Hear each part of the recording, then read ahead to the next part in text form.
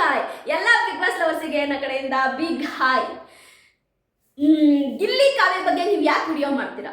ನೀವು ಏನಕ್ಕೆ ವಿಡಿಯೋ ಮಾಡ್ತೀರಾ? ಆಯ್ತಾ, ನೀವು ಮಾಡಬಾರ್ದು ವಿಡಿಯೋನ ಅನ್ನೋರಿಗೆ ನನಗೆ ಈ ವಿಡಿಯೋನ ನಾನು ನೋಡಿ, ನಾನು ಇಷ್ಟು ದಿನ ನಾನೇ ತಪ್ಪು ಮಾಡೋದಂತ ನನಗೆ ಅನ್ನಿಸ್ತಾ ಇದೆ. ಸರಿಯಾ?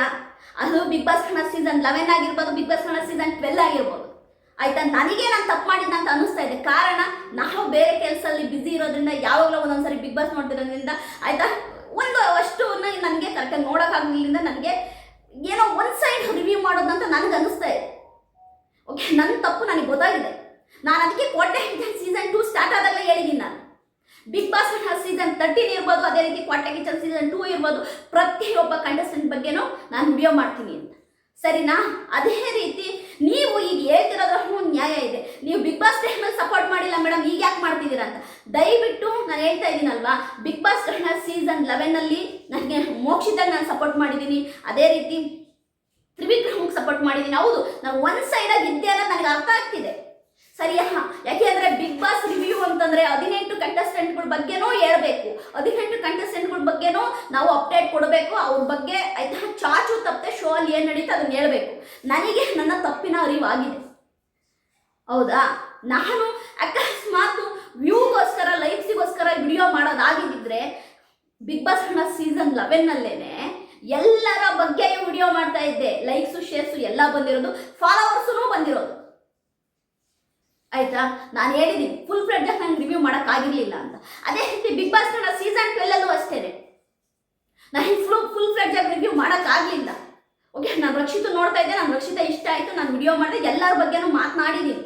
ಯಾಕೆ ಮಾಳು ಬಗ್ಗೆ ಮಾತಾಡಿಲ್ವಾ, ರಕ್ಷಿತಾ ಬಗ್ಗೆ ಮಾತಾಡಿಲ್ವಾ, ಸೂರಜ್ ಬಗ್ಗೆ ಮಾತಾಡಿಲ್ವಾ, ಮಲ್ಲಮ್ಮ ಬಗ್ಗೆ ಮಾತಾಡಿಲ್ವಾ, ಎಲ್ಲರ ಬಗ್ಗೆನೂ ಮಾತಾಡಿದ್ದೀನಿ. ಗಿಲ್ಲಿ ಬಗ್ಗೆ ಮಾತಾಡಿಲ್ವಾ, ಎಲ್ಲರ ಬಗ್ಗೆನೂ ಮಾತಾಡಿದ್ದೀನಿ. ಅಂದರೆ ನಾನು ಒಂದು ಸೈಡು ಹೆಚ್ಚು, ಒಂದು ಸೈಡ್ ಕಮ್ಮಿ ಮಾಡಿದೆ. ಹೌದು, ಒಬ್ಬರಿಗೆ ತುಂಬ ಸಪೋರ್ಟ್ ಮಾಡಿ ಇನ್ನೊಬ್ರಿಗೆ ತುಂಬ ಕಮ್ಮಿ ಮಾಡಿದೆ ಅಂತ ನನಗೆ ಅನ್ನಿಸ್ತು. ನನಗೆ ನನ್ನ ತಪ್ಪಿನ ಅರಿವಾಗಿರೋದ್ರಿಂದ ಖಂಡಿತವಾಗ್ಲೂ ಈ ಒಂದು ಬಿಗ್ ಬಾಸ್ ಸೀಸನ್ 13 ನಾನು ಯಾರ ಪರವೂ ಅಲ್ಲ. ಆಯಿತಾ? ದಯವಿಟ್ಟು ನನಗೆ ಬೇಜಾರಾಗೋಗಿದೆ. ನನಗೇನೆ ಒಂಥರ ಒಳಗಡೆ ಪ್ರತಿಯೊಬ್ಬರು ನೀವು ಹೇಳೋತ್ತಿಗೆ ನೀವು ಮೋಕ್ಷಿತಾ ಅವ್ರದ್ದು PR, ಆಯಿತಾ, ನೀವು ಮೋಕ್ಷಿತಾ ಅವ್ರದ್ದು PR, ನೀವು ರಕ್ಷಿತಾ ಶೆಟ್ಟಿ PR, ರಕ್ಷಿತಾಗೆ ಬಕೆಟ್ ಹಿಡಿತೀರಾ, ರಕ್ಷಿತಾಗೆ ಸಿಂಕ್ ಟ್ಯಾಂಕ್ ಹಿಡಿತೀರಾ ಅಂದರೆ ನನಗೆ ತುಂಬ ನೋವಾಗುತ್ತೆ. ನಾನಂತವಳಲ್ಲ, ನಾನಂಥ ಪರ್ಸನ್ನೇ ಅಲ್ಲ ನಾನು. ಆಯಿತಾ? ನಾನು PR ಆಗೋಕ್ಕೆ ಹೆಂಗೆ ಸಾಧ್ಯ? ಯೋಚನೆ ಮಾಡಿ, ನಾನು PR ಆಗೋಕ್ಕೆ ಹೆಂಗೆ ಸಾಧ್ಯ?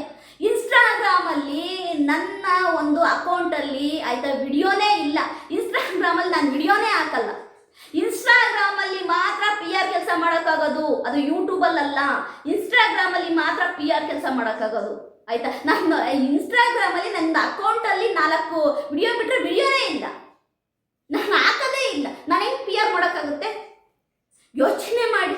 ನಾನೇನು ಸೋಷಿಯಲ್ ಮೀಡಿಯಾದಲ್ಲಿ 24 ಅವರ್ಸು ನಾನು ಆ್ಯಕ್ಟಿವ್ ಆಗಿರ್ತೀನಿ ಅನ್ನೋದಕ್ಕೆ ನಾನು ಯಾವಾಗಲೂ ಹೋಗಿ ಇನ್ಸ್ಟಾಗ್ರಾಮ್ ನೋಡೋದು. ನಾನು ಅಷ್ಟು ಆ್ಯಕ್ಟಿವ್ ಆಗಿರೋದೇ ಇಲ್ಲ. ಯೂಟ್ಯೂಬಲ್ಲಿ ವಿಡಿಯೋ ಮಾಡೋದು ನಾನು ಮುಗೀತು. ಹೌದು, ನೀವು ಹೇಳೋದು ತಪ್ಪಿದೆ ಅಂತ ನಾನು ಹೇಳಲ್ಲ, ನೀವು ಹೇಳೋದು ಸರಿ ಇದೆ. ಆಯಿತಾ?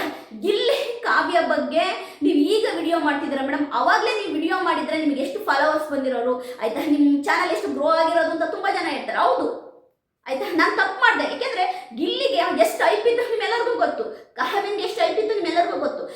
ನಾನು ಅವ್ರ ಬಗ್ಗೆನೂ ವಿಡಿಯೋ ಮಾಡಿದರೆ ಖಂಡಿತವಾಗ್ಲೂ ನನಗೂ ಫಾಲೋವರ್ಸ್ ಬಂದಿರೋರು.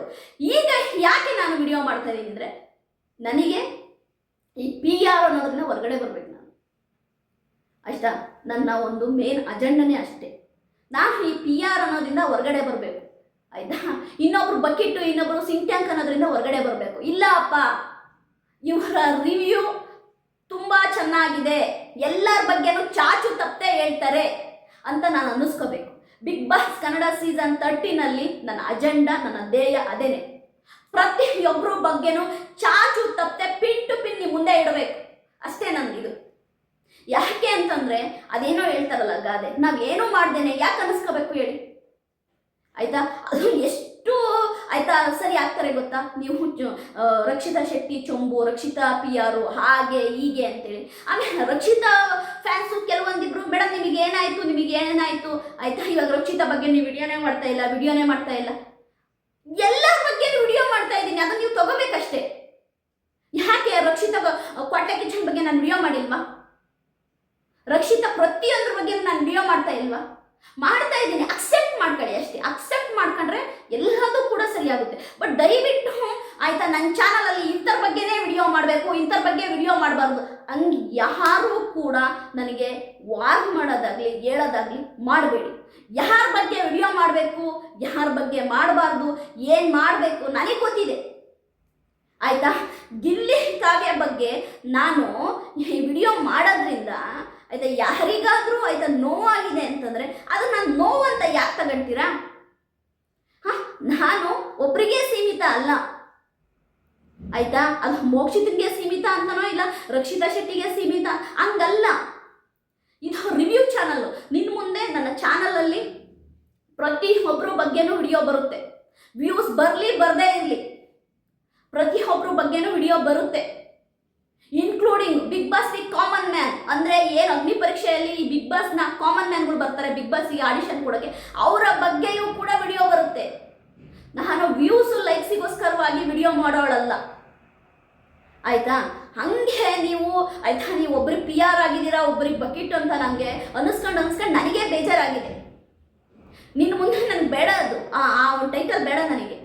ಇಲ್ಲಪ್ಪ ಜೋ ಟಾಕ್ಸಲ್ಲಿ ನಾವು ಹೋಗಿ ವಿಡಿಯೋ ನೋಡ್ತೀವಿ, ನಾವು ಹೋಗಿ ರಿವ್ಯೂ ನೋಡ್ತೀವಿ ಅಂದರೆ ಆ ಮೇಡಮ್ ಎಲ್ಲರ ಬಗ್ಗೆನೂ ಚಾಚು ತಪ್ಪದೆ ಹೇಳ್ತಾರೆ ಅಂತ ನನಗೆ ಬಿಗ್ ಬಾಸ್ ಕನ್ನಡ ಸೀಸನ್ 13 ಮುಗಿಯೋದ್ರೊಳಗಡೆ ಆ ಟ್ಯಾಗ್ ಲೈನ್ ಬಂದರೆ ಸಾಕು ನನಗೆ, ಅದು ಸಾಕು ನನಗೆ. ಗಿಲ್ಲಿ ಬಗ್ಗೆ ಕಾವ್ಯ ಬಗ್ಗೆ ನಾನು ವಿಡಿಯೋ ಮಾಡ್ತಿದ್ದೀನಿ ಅಂತಂದರೆ ಕಂಟೆಂಟ್ ಇದೆ, ನಾನು ವಿಡಿಯೋ ಮಾಡ್ತಾ ಇದ್ದೀನಿ, ವಿಷಯ ಇದೆ, ವಿಡಿಯೋ ಮಾಡ್ತಾ ಇದ್ದೀನಿ. ಕಂಟೆಂಟ್ ಇದ್ದಾಗ ಎಲ್ಲರ ಬಗ್ಗೆಯೂ ನಾನು ವಿಡಿಯೋ ಮಾಡ್ತೀನಿ, ಸರಿಯಾ? ನೀವು ಈಗ ಯಾಕೆ ಮಾಡ್ತಿದ್ದೀರ ಅವಾಗ ಯಾಕೆ ಮಾಡಿಲ್ಲ ಅಂತಂದರೆ ಆವಾಗ ನಾನು ಅಷ್ಟು ಸೀರಿಯಸ್ ಆಗಿ ಈ ರಿವ್ಯೂ ಅನ್ನೋದನ್ನು ನಾನು ತಗೊಂಡಿರಲಿಲ್ಲ. ನೀವು ಯೋಚನೆ ಮಾಡಿ, ನಾನು ಈ ರಿವ್ಯೂ ಅನ್ನೋದನ್ನು ಇಷ್ಟು ಸೀರಿಯಸ್ ಆಗಿ ನಾನು ತಗೊಂಡಿದ್ದಿದ್ರೆ 2 ವರ್ಷದಲ್ಲಿ ಏನಿಲ್ಲ ಅಂದರೂ 50,000 ಫಾಲೋವರ್ಸ್ ಮಾಡಿರ್ತಾ ಇದ್ದೆ. 50,000 ನಾನು ಮಾಡಿರ್ತಾ ಇದ್ದೆ. ತಾಕತ್ತು ದಮ್ಮು ನನಗಿದೆ. ಯಾಕೆಂದ್ರೆ ನಾನು ಸತ್ಯನೇ ಹೇಳೋದು, ನಾನು ಮಾತಾಡೋದು ಅಷ್ಟೇ ಆಯಿತಾ. ಸುಮ್ಮನೆ ಅಡ್ಗೋಡೆ ಮೇಲೆ ದೀಪ ಇಟ್ಟಂಗೆ ಮಾತಾಡಲ್ಲ ನಾನು. ನಂದು ಏನಿದೆ ವಿಷಯ ಅದನ್ನು ಡೈರೆಕ್ಟಾಗಿ ಹೇಳ್ತೀನಿ, ಸರಿಯಾ? ಈಗ ನಾನು ಕಾವ್ಯ ಗಿಲ್ಲಿ ಬಗ್ಗೆ ವಿಡಿಯೋ ಮಾಡ್ತಿದ್ದೀನಿ ಅಂತಂದ್ರು ವಿಷಯಗಳನ್ನ ಕಲೆಕ್ಟ್ ಮಾಡಿ ಅವರಿಗೆ ಆ ವಿಷಯ ಹೌದಪ್ಪ ಅನ್ನಿಸ್ಬೇಕು, ಅದೇ ಥರ ವಿಡಿಯೋ ಮಾಡೋದು. ನಾನು ತಪ್ಪಿದ್ರೆ ಇಲ್ಲ ಇದು ತಪ್ಪಿದೆ. ನಾನು ಎಷ್ಟೋ ಸರಿ ಗಿಲ್ಲಿ ಕಾವ್ಯ ಬಗ್ಗೆ ವಿಡಿಯೋ ಮಾಡಿ ಡಿಲೀಟ್ ಮಾಡಿದ್ದೀನಿ.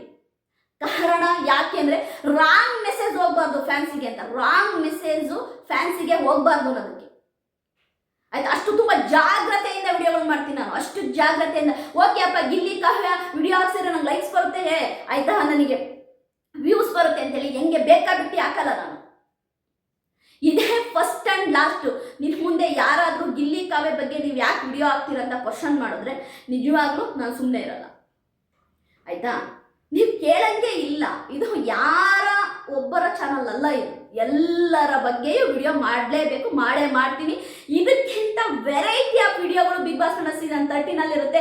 ನೀವು ತಲೆನೇ ಆಯಿತಾ ಕೆಡಿಸ್ಕೋಬೇಡಿ. ಈ ಸರಿ big boss Kannada season 13 review ನಂದು ಹೆಂಗಿರುತ್ತೆ ಅಂದರೆ ಮಾಸು, ನೆಕ್ಸ್ಟ್ ಮಾಸ್ ಆಗಿರುತ್ತೆ. ಅದು ಫನ್ ಆಗಿರ್ಬೋದು, ಮಾಸ್ ಆಗಿರ್ಬೋದು, ಎಂಟರ್ಟೈನ್ಮೆಂಟನ್ನು ಬಿಗ್ ಬಾಸ್ ಅಷ್ಟೇ ಎಂಟರ್ಟೈನ್ಮೆಂಟ್ ನಿಮಗೆ ಕೊಡ್ತೀನಿ ನಮ್ಮ ರಿವ್ಯೂ ಅಲ್ಲಿ. ರಿವ್ಯೂ ಬೆಳಿಗ್ಗೆಯಿಂದ ಸಂಜೆ ತನಕ ಪ್ರತಿಯೊಂದು ಕಂಟೆಸ್ಟೆಂಟುಗಳು ಏನು ಲೈವಲ್ಲಿ ಮಾಡ್ತಾರೆ, ಪ್ರೋಮೋದಲ್ಲಿ ಏನು ಬರುತ್ತೆ, ಪ್ರತಿಯೊಂದು ನಿಮ್ಮ ಮುಂದೆ ತರ್ತೀವಿ. ಈ ಸರಿ ಭೇದ ಭಾವ ಏನೂ ಇಲ್ಲ, ಯಾವ ಕಂಟೆಸ್ಟೆಂಟು ಪರನೂ ಅಲ್ಲ. ಪ್ರತಿಯೊಬ್ಬರ ಕಂಟೆಸ್ಟೆಂಟುಗಳ ಆಯಿತಾ ಏನು ಮಾಡ್ತಾರೆ ಅವತ್ತಿನ ಎಪಿಸೋಡಲ್ಲಿ ನಿಮ್ಮ ಮುಂದೆ ತರ್ತೀನಿ. ಸಾಕಾಗಿದೆ ನನಗೆ ಆಯಿತಾ, ಸಾಕಾಗಿದೆ. ಈ ಪಿ ಆರ್ ಅನ್ನೋ ಪದ ಕೇಳಿ ನಾನು ಬೇಸತ್ತೋಗ್ಬಿಟ್ಟಿದ್ದೀನಿ ಗೊತ್ತಾ, ಬೇಸತ್ತೋಗ್ಬಿಟ್ಟಿದ್ದೀನಿ. ನೀವೇ ಯೋಚನೆ ಮಾಡಿ ಆಯಿತಾ. ಆ ಥರ ಪರ್ಸನ್ ನಾನಲ್ಲ. ನಾನೊಬ್ರು ನೋಡಿದಾಗ ಇಷ್ಟ ಆಯಿತು ಅವ್ರ ಬಗ್ಗೆ ವಿಡಿಯೋ ಮಾಡಿದೆ. ಯಾರು ಇಷ್ಟ ಆದರೂ ಅವ್ರ ಬಗ್ಗೆ ವಿಡಿಯೋ ಮಾಡ್ತೀನಿ. ಈಗ ಕಾವ್ಯ ಗಿಲ್ಲಿ ಬಗ್ಗೆ ನಾನು ವಿಡಿಯೋ ಮಾಡ್ತಿದ್ದೀನಿ ಅಂದರೆ ಕಾರಣ ಅವಾಗ ಮಾಡಿಲ್ಲ, ಅಟ್ಲೀಸ್ಟ್ ನಾನು ಈಗಾದರೂ ಮಾಡೋಣ ಅಂತ. ಯಾಕೆಂದರೆ ಎಲ್ಲ ಕವರ್ ಅಪ್ ಮಾಡ್ತಾ ಇದ್ದೀನಿ ಆಯಿತಾ. ಎಲ್ಲ ಅಂದರೆ ಇದು ಕ್ವಾಟ್ಲೆ ಕಿಚನ್ ಸೀಸನ್ 2 ಅಲ್ಲಿ ಬರುವಂಥ ಅಷ್ಟು ಕಂಟೆಸ್ಟೆಂಟ್ಗಳ ಬಗ್ಗೆನೂ ನಿಮಗೆ ಚಾಚು ತಪ್ಪದೆ ನಿಮ್ಮ ಮುಂದೆ ಹೇಳ್ತಾ ಇದ್ದೀನಿ, ಸರಿಯಾ? ಅಷ್ಟು ಕಂಟೆಸ್ಟೆಂಟ್ಗಳು. ಯಾಕೆಂದರೆ ಕ್ವಾಟ್ಲೆ ಕಿಚನ್ ಸೀಸನ್ 2 ಅಲ್ಲಿ ರಕ್ಷಿತಾ ಶೆಟ್ಟಿ ಅಷ್ಟೇ ಪಾಪ್ಯುಲಾರಿಟಿ ಇಲ್ಲ ಅಂತಂದ್ರೂ ಕೂಡ ಸೂಪರ್ ಆಗಿರೋ ಕಂಟೆಸ್ಟೆಂಟ್ ಬಂದಿದ್ದಾರೆ. ಅಮೃತ ರಾಜ್ ಇರ್ಬೋದು, ಸಮೀಕ್ಷಾ ಇರ್ಬೋದು, ತಾಂಡವ್ ಇರ್ಬೋದು, ಭವಿಷ್ಯ ಇರ್ಬೋದು. ರಕ್ಷಿತಾ ಶೆಟ್ಟಿ ಅಷ್ಟೇ ಆಯಿತಾ ಸೂಪರ್ ಡೂಪರ್ ಆಗಿ ಅವರು ಕ್ವಾಟ್ಲೆ ಕಿಚನ್ ಸೀಸನ್ 2 ಅಲ್ಲಿ ಮಾಡ್ತಾ ಇದ್ದಾರೆ. ಓಕೆ, ರಕ್ಷಿತಾ ಶೆಟ್ಟಿ ಅಷ್ಟು ಪಾಪ್ಯುಲರ್ ಇಲ್ಲ ಅಂದರೂ ಕೂಡ ಸೋಷಿಯಲ್ ಮೀಡಿಯಾದಲ್ಲಿ, ಬಟ್ ಅವ್ರು ತುಂಬ ಚೆನ್ನಾಗಿ ಆಯ್ತಾ, ಪ್ರೆಸೆಂಟ್ ತುಂಬ ಚೆನ್ನಾಗಿದೆ ಆಯ್ತಾ. ಹಾಗಾಗಿ ನಾನು ಎಲ್ಲರ ಬಗ್ಗೆ ಹೇಳೋಕ್ಕೆ ಟ್ರೈ ಮಾಡ್ತಾ ಇದ್ದೀನಿ. ನನ್ನ ವಿಡಿಯೋ ಇಷ್ಟೇ, ನಿನ್ನ ಮುಂದೆ ದಯವಿಟ್ಟು ಈ PR ಅನ್ನೋ ವರ್ಡು, ಅದೇ ರೀತಿ ಇಂಥವ್ರು ಚೊಂಬು, ಇಂಥವ್ರು ಸಿಂಕ್ ಟ್ಯಾಂಕ್ ಹಿಡಿತಾರೆ, ಇದು ಯಾವುದೂ ಕೂಡ ದಯವಿಟ್ಟು ಹೇಳಬೇಡಿ. ನಿನ್ನ ಮುಂದೆ ನನ್ನ ಚಾನಲಲ್ಲಿ ಎಲ್ಲರ ಬಗ್ಗೆಯೂ ಕೂಡ ವಿಡಿಯೋ ಬರುತ್ತೆ. ಇದೇ ರೀತಿ ಸಪೋರ್ಟ್ ಮಾಡ್ತಾ ಇರಿ. ಬಿಗ್ ಬಾಸ್ ಕನ್ನಡ ಸೀಸನ್ 13 ಬಗ್ಗೆ ನಿಮಗೆ ಹೆಚ್ಚಿನ ಅಪ್ಡೇಟ್ ಬೇಕು ಅಂದರೆ ನನ್ನ ವಿಡಿಯೋನ ಲೈಕ್ ಮಾಡಿ, ಅದೇ ರೀತಿ ನನ್ನ ಚಾನಲ್ನ ಸಬ್ಸ್ಕ್ರೈಬ್ ಮಾಡ್ಕೊಳ್ಳಿ. ಬಾಯ್.